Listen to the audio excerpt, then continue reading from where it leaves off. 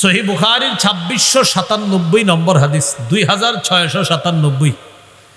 এই হাদিসের বর্ণনাকারী উম্মুল মুমিনিন আয়েশা সিদ্দিকা রাদিয়াল্লাহু তাআলা আনহা তিনি বলেন, قال رسول الله صلى الله عليه وسلم من أحدث في أمرنا هذا ما ليس فيه فهو رد। কোন ব্যক্তি যদি আমাদের ইসলামী শরীয়তের মধ্যে ইবাদতের নামে সওয়াবের আশায় নতুন কিছু সৃষ্টি করে, এটা প্রত্যাখ্যান করা হবে। এটা আমার সাথে বলেন, কোন ব্যক্তি ইসলামের মধ্যে ইবাদতের নামে সওয়াবের আশায় নতুন কোনো কিছু যদি সৃষ্টি করে, এটা বেদাত। এই বেদাত পরিত্যাজ্য। এটা যতই সুন্দর হোক, বেদাত যতই সুন্দর হোক না কেন, এটা কি হবে? পরিত্যাজ্য হবে। এইগুলো বেদাতের সংজ্ঞা হাদিস থেকে জানলাম। বেদাতের ভয়াবহতা মন দিয়ে শুনেন।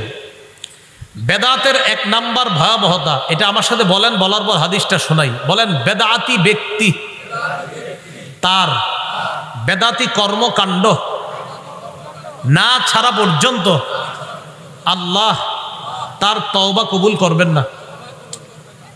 বেদাতগিরি করতেছে আর বলতেছে আল্লাহ আতুবু ইলাইহি, আল্লাহ আপনি মাফ করেন, মাফ করেন, মাফ করেন, মাফ করেন, মাফ করেন। এইগুলো বলতে বলতে বলতে বলতে শুরু করে দিছে বেদাত। মানে উনি বেদাতের মধ্যে থাইকা বলতেছে আস্তাগফিরুল্লাহ, আস্তাগফিরুল্লাহ, আস্তাগফিরুল্লাহ, আস্তাগফিরুল্লাহ। নবী কয় মাফ হবে না, মাফ হবে না, মাফ হবে না। ওই কেন? তুমি তো বেদাতই ছাড়ো না। সহিহুত তারগিব 54 নম্বর হাদিস। قال رسول الله صلى الله عليه وسلم إن الله حجب التوبة عن كل صاحب بدعة حتى يدع بدعته। রাসূলুল্লাহ সাল্লাল্লাহু আলাইহি সাল্লাম বলেন, আল্লাহ তাআলা প্রত্যেক বেদাতি ব্যক্তিকে ততক্ষণ ক্ষমা করবেন না, ততক্ষণ তার তওবা কবুল করবেন না, যতক্ষণ ওই বেদাতি ব্যক্তি তার বেদাতি কর্মকাণ্ড না ছাড়বে। আল্লাহ আমাদের সকলকে বেদাতি কর্মকাণ্ড থেকে হেফাজত করেন।